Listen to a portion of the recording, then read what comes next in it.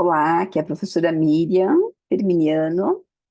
É, Nessa aula, eu vou trazer aqui algumas reflexões sobre as ideias, né, do livro Complexidade e Relações na Educação Infantil, da editora Forte, né, capítulo 4 e 5, de Alfredo Rauelos e Maria Antônia Vieira.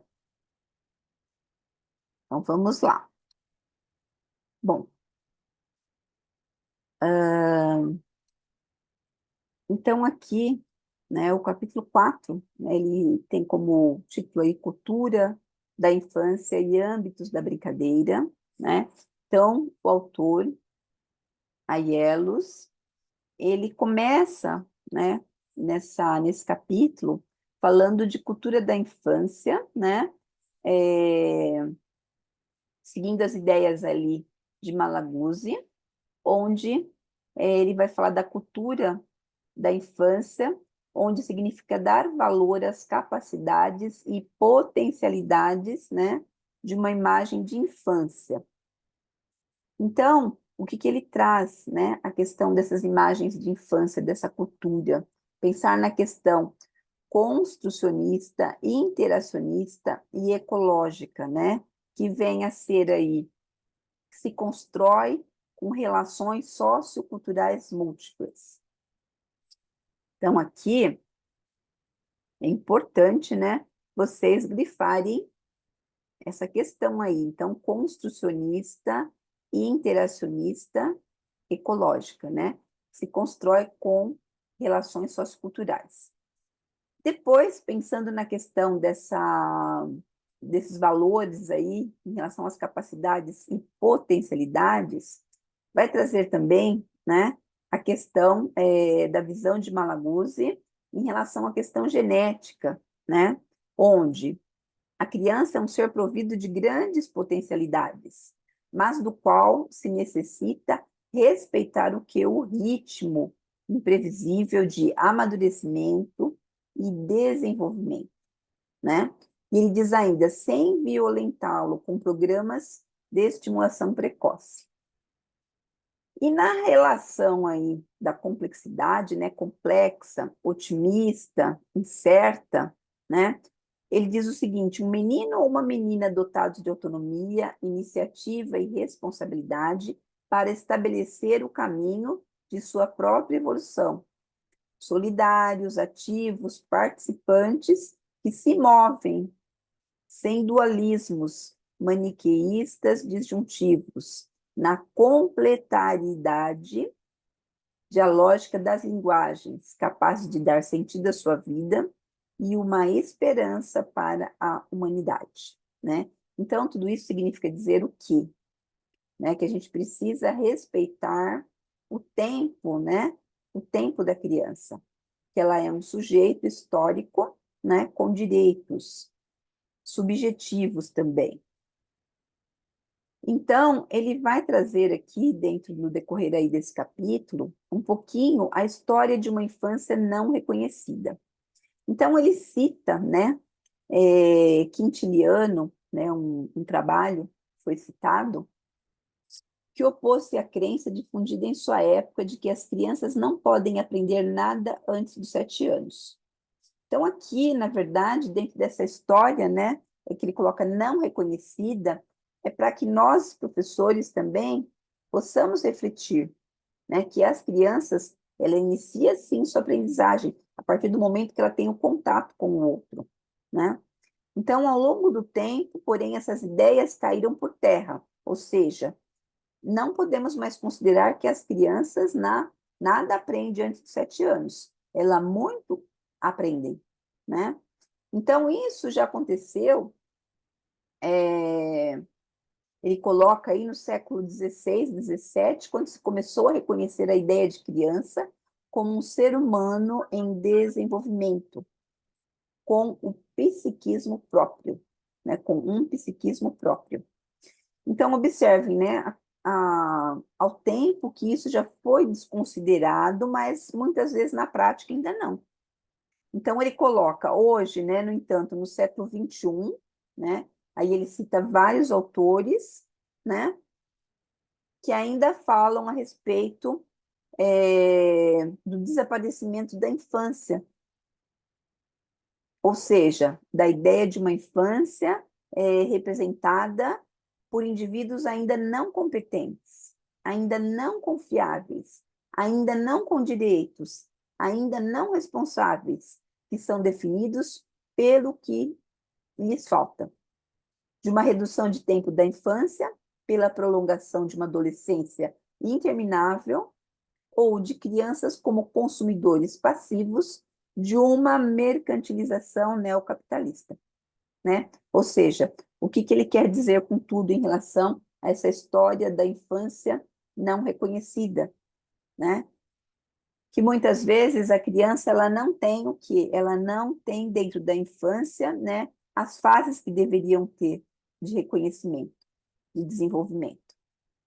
É pulado nessas fases, através do quê? Do consumismo, através de de um prolongamento aí da adolescência, enfim.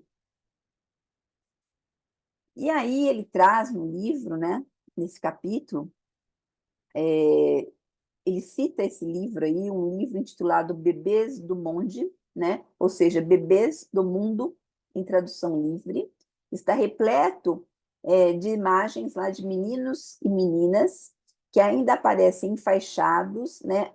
Comprimidos ali, amarrados pela pessoa adulta. Um conceito de infância débil, pobre, necessitada, que deve amparar e proteger, e que nas mãos dos adultos considerados competentes perde sua identidade e seus direitos. Né? O que significa tudo isso? Que a gente precisa o quê? Dar o espaço, dar a liberdade para a criança, né? E não tolher os seus direitos. Então, a educação começa com uma imagem de infância que revela a indeterminação do ser humano. Então, ele diz que cada um de nós possui uma imagem de infância. E ele diz que é importante que a gente se tornar essa imagem explícita, né, dialogada e consciente.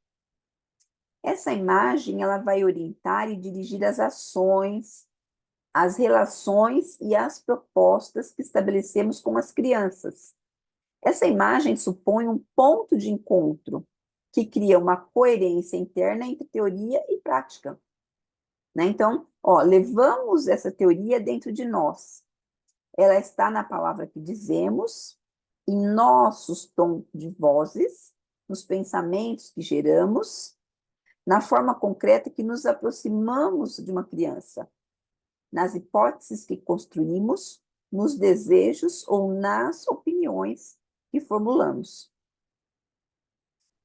Então, ele cita, né, e faz uma provocação a respeito de Alice no País das Maravilhas. Ele diz que é necessário que nós, adultos, dotemos a infância de uma identidade. Né? Então, ele coloca Alice diante de uma grande confusão mental ali, encontrada-se caída no chão. Então, para colocar-se de pé, precisa de que alguém lhe diga quem ela é. Caso contrário, permanecerá no chão. Alice, como as crianças, tem direito a que alguém lhe dê um nome, que a tirem do anonimato. E um dos maiores delitos é que as crianças permaneçam sem identidade, sem o nome, né? Aí ele coloca sem o nome no sentido metafórico, né? De não se sentir aí como um sujeito pertencente, sem uma cultura declarada. Então, para Malaguzzi, cada criança que nasce é um desafio, um ponto de interrogação. É assim que a gente tem que considerar. É uma espécie de aventureiro que pode escolher 1000 caminhos, né? E esses caminhos são imprevisíveis. Contém em seu interior a possibilidade dos possíveis, de ser diferente de como a conhecemos. Essa é sua liberdade e sua responsabilidade de que o ofício de crescer lhe impõe. Né? Então, a criança ela precisa estar o quê? Livre, né? Para explorar os espaços, né? Então, a cultura da infância. Então, falar dessa cultura de infância implica reconhecer que as crianças têm sua forma ética, estética e poética de ver o mundo, de construir suas hipóteses, teorias e metáforas que dão sentido ao seu viver e existir. Então, o que é muito bom aqui é a gente poder fazer essa relação, né, com os outros autores, né? Se vocês observarem, todos eles estão convergindo o quê? Para que a educação seja uma educação que promova a construção da identidade, né? Que promova a questão da autonomia nas crianças. Temos que ajudar, né? Ajudar, não tomar as decisões, ajudar, oferecer caminhos às crianças a construir imagens e palavras que não estão no dicionário. Devemos saber que o dicionário é apenas uma centésima parte de uma realidade mais complexa.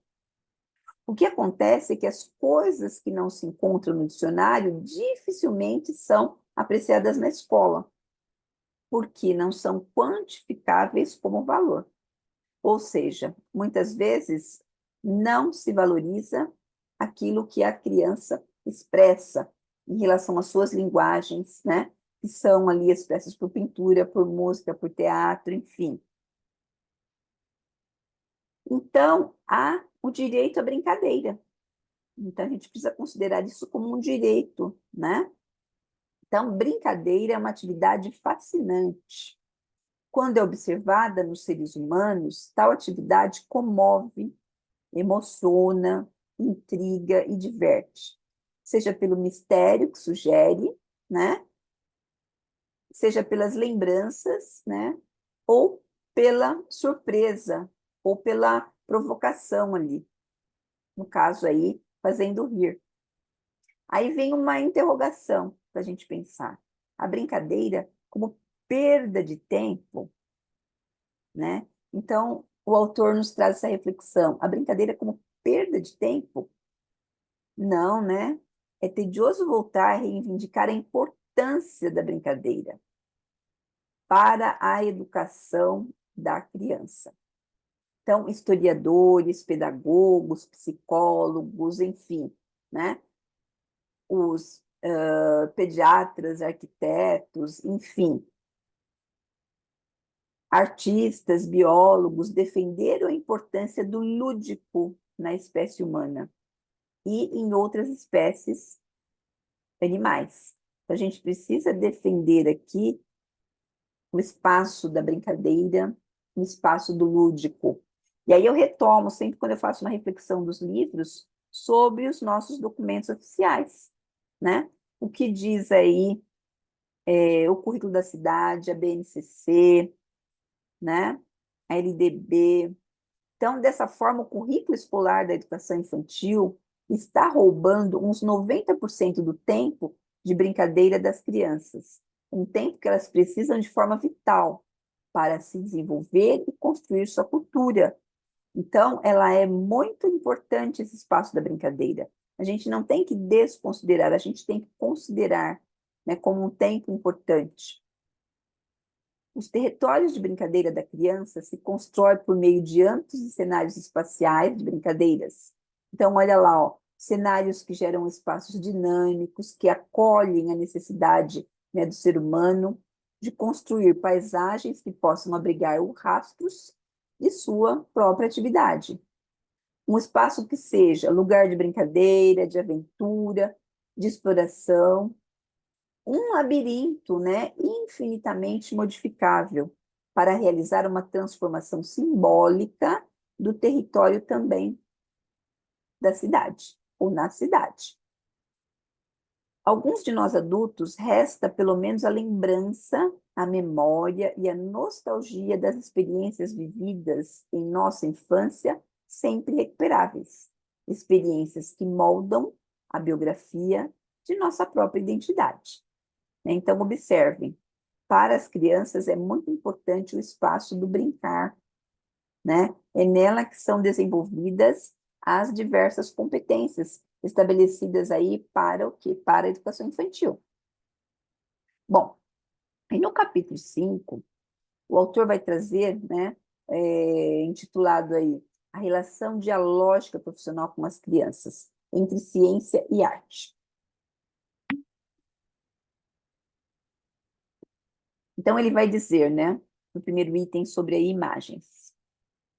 Como é a relação dialógica profissional que estabelecemos aí no cotidiano com as crianças? Bom, então nossa forma de relação normalmente está cheia de urgências, instruções, programas, ensinamentos, adestramentos, amestramentos, antecipações e controles. Nossa presença atenta se converte em acompanhamento, espera, observação, investigação, ofertas, né, de bons cenários estéticos, com atividades táteis, sonoros, visuais, luminosos, enfim. Tudo isso está relacionado ao que significa educar e como concebemos nosso papel profissional, né? A gente tem que muitas vezes tomar cuidado com essa correria, com essa antecipação, porque senão acaba ficando o quê? Muito o quê? Automático. Relações e decisões. Então, aqui, nesse capítulo, se vocês forem observar, ele vai estar sempre dizendo a respeito do professor, né? Como é a relação e decisão professor-aluno, professor-criança. As formas de nos relacionarmos também têm relação com as condições organizativas com as quais trabalhamos. Ou seja, quando a gente fala nessa condição organizativa, eu posso pensar no espaço, eu posso pensar mesmo na organização ali, né, enquanto instituição. Então, o que ele coloca em relação a essas relações e decisões?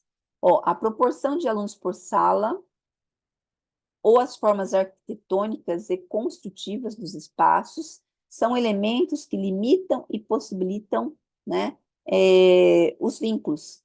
Então, de que forma ali que, de repente, eu tenho essa relação com o meu aluno? Dentro daquele espaço, daquela organização arquitetônica? Será que ela promove ou ela limita, né? Ó, uma sala com grandes transparências comunicativas, com o resto da escola, com luz natural, não é o mesmo que um espaço, um bunker fechado, né? Como não são iguais uma mesa circular e uma quadrada.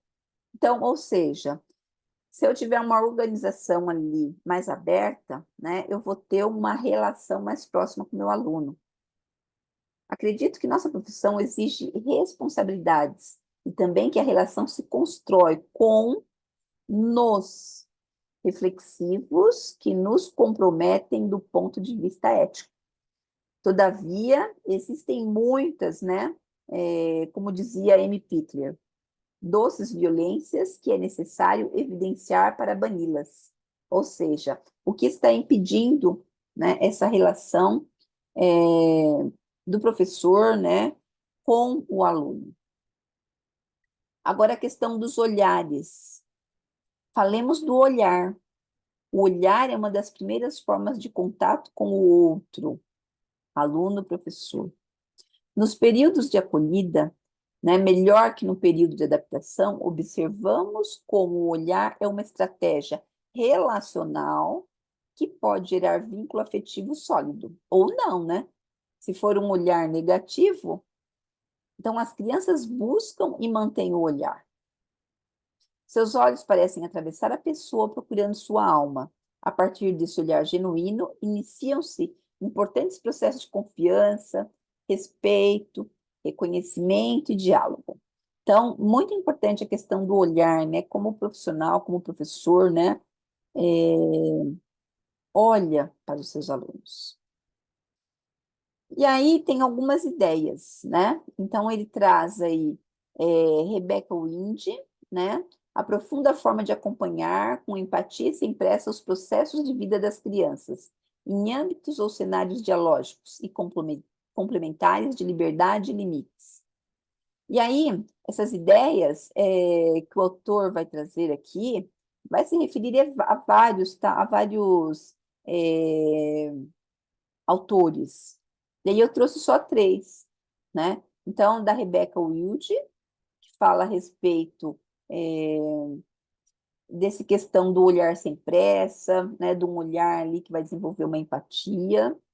Agora, o Gonzalez já fala como docente da criação de uma profunda relação de amizade com os educandos, porque ele também se considera aprendiz permanente. Ou seja, mesmo enquanto ali no lugar, né, de professor, de educador, a gente também está a todo momento ensinando e aprendendo. E depois uma ideia de Malaguzzi, que também é muito claro quando exige que as crianças, né, possam expressar o direito às suas 100 linguagens, né? Você tem que estar sempre em uma espera dubitativa, ser capaz de se surpreender com o que não espera. Suas intervenções têm que ser sempre hábeis, delicadas, silenciosas, pouco cuidosas. Ou seja, você precisa ter ali, vamos dizer, a intenção, né, de ter claro como você pode ali observar e, ao mesmo tempo, colaborar com o desenvolvimento do seu aluno. Então, basta que as crianças sintam sua presença, né, que você está com elas, já que isso vai o quê? Passar o quê? Confiança, que ela sempre deve ter o quê? Confiança, consciência, para que elas possam aprender. Você tem que ser um investigador. Então, o professor aqui, o papel dele é de investigador permanente, né? Você pode ajudar para que as crianças construam expectativas espirais de pensamento, ou seja, não é algo linear, né? É algo que eu consigo ali pensar em vários significados ao mesmo tempo. Então, quando a gente fala em espiral, é como se estivesse pensando em várias, vamos dizer, várias disciplinas, né? Vários contextos. Então, você pode ajudar para que as crianças construam expectativas espirais de pensamento, mesmo que para você estejam desordenadas, mas que tenham significados para elas.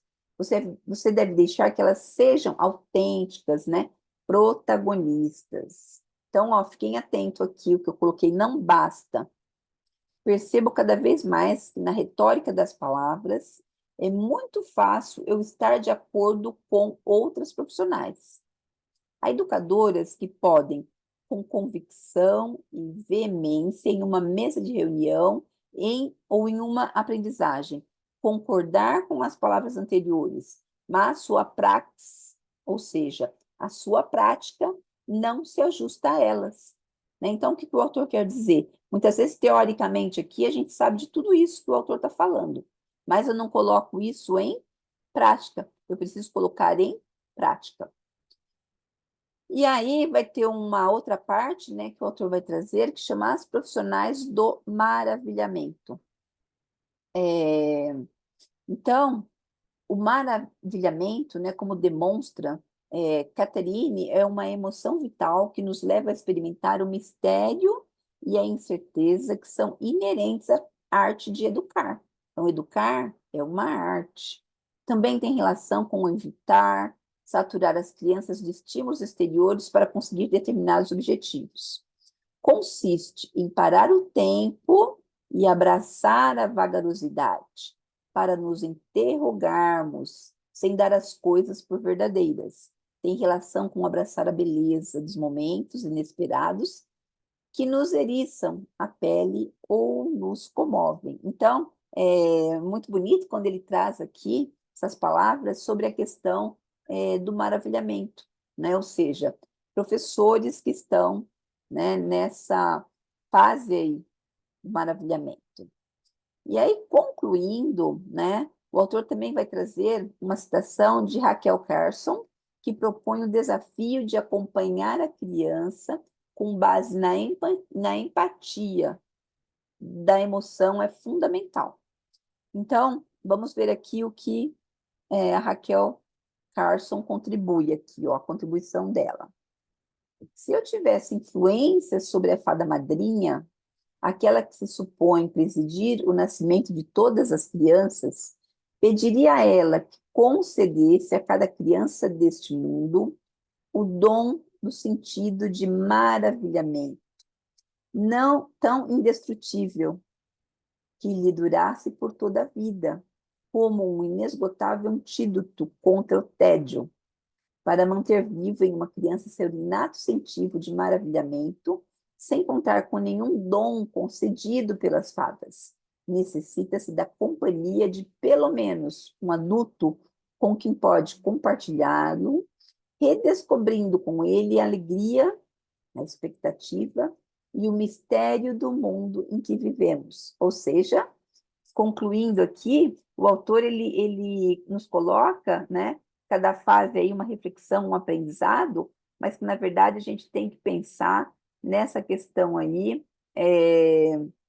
do profissional, né, do maravilhamento, né, sem a pressa, sem aquela questão de querer colocar tudo aí, de repente despejar, né, ou seja, não construir, né, e sim vamos dizer assim, passar o conteúdo, né? Essa é a ideia aí que não deve ser, mas sim a ideia de construir, construir através do quê? Do maravilhamento, da emoção, né? E construir também nas crianças esse sentimento. Ok, pessoal? Então, são dois capítulos assim, muito bonitos, né, para a gente poder refletir sobre uma prática pedagógica e espero aí ter colaborado com vocês com estas ideias do livro. Então, muito obrigada e até a próxima aula.